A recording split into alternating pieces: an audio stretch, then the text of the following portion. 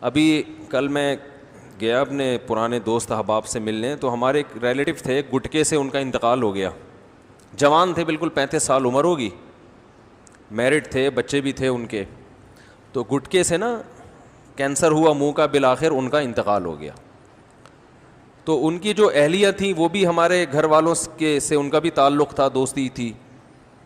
تو میں وہاں ان کے ریلیٹیو سے پوچھ رہا تھا کہ وہ تو بیچاری بیوہ ہو گئیں اور ان کے بچے یتیم ہو گئے, بڑا ترس کھا رہا تھا نا.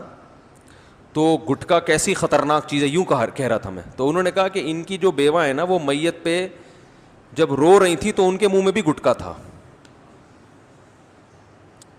کیا اسٹائل ہے بھائی. یعنی شوہر کا انتقال, میاں بیوی دونوں گٹکے کے عادی تھے.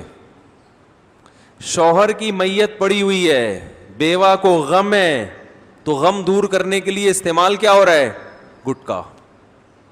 تسلیاں کہ اللہ تعالیٰ مغفرت فرمائے, ایک تو یہ تسلی ہوتی ہے نا, اللہ مغفرت فرمائے, بھائی سب کا ایک دن متعین ہے, موت تو برحق ہے, اور ابھی آپ ان سے جدا ہو گئی, یہ ہمیشہ کے لیے جدائی نہیں ہے, برزخ میں انشاءاللہ ملاقات ہو جائے گی. ان چیزوں سے اب تسلی لواحقین کو نہیں ہوتی. لواحقین کا غم اس قسم کے جملوں سے ہلکا. بولو نا, جملہ کمپلیٹ کرو بھائی. انا للہ و انا الیہ راجعون دعا ان کو پڑھ کے سنائی جائے کہ بھئی ہم اللہ ہی کے لیے, ہم نے اللہ ہی کی طرف لوٹ کر جانا. یہ پہلے چلے گئے, آپ اس کے بعد آئیں گی.